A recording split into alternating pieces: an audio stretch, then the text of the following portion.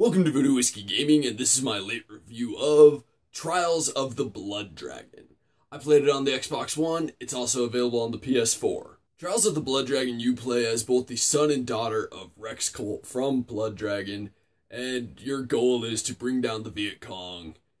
And it's kind of weird and wacky because it's a combination of Trials, the motorbike game, and like a side-scrolling shooter. As far as the audio goes, most of it's pretty good. The voice acting, I don't know if it's just bad or if it's cheesy. It's kind of hard to tell. It's a bit of both at times. And sometimes the voice actors just have really, really weird pronunciations of things. Like either they had never heard the word before or they just didn't know what they were doing and nobody bothered to correct them. Like at one point somebody says, jump in the hello instead of helo. And just other times like that where they're just mispronouncing things and it's kind of hard to tell if it's on purpose or not. Then you've got the gameplay. Some of it is a side-scrolling shooter and other parts of it are pretty classic Trials, but you still have to shoot stuff at times. And I gotta admit, for me, this is where the game began to fall flat, and that's specifically because you don't get better bikes, so when the game ramps up the challenge, you may not necessarily be able to face it. I also felt like, for whatever reason, the game was just inconsistent, especially with the checkpoints.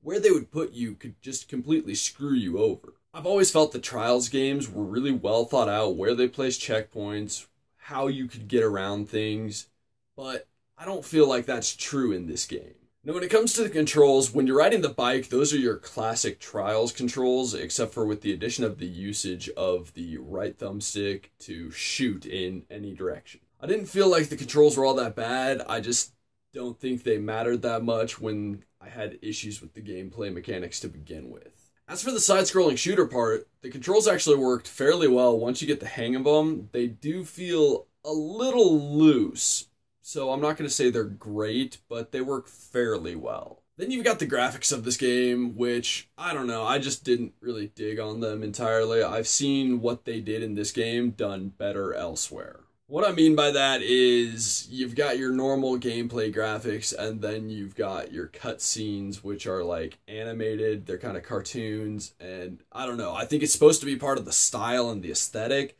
I just didn't really like the animation style that much. As for the gameplay graphics, I mean, Trials has never been like some crazy detailed game. It's also very much side-scrolling, so it doesn't need to be crazy detailed, and this game definitely keeps up with that. And I'm not going to really mark that as a complaint against this game, simply because, I mean, that's not something you should be really judging the Trials games on. Their gameplay mechanics and controls is really where it's at. So at the end of the day, while I love Trials, I'm not a big fan of Trials of the Blood Dragon. I just don't think it worked. I like the idea of what they were doing, but did it pan out?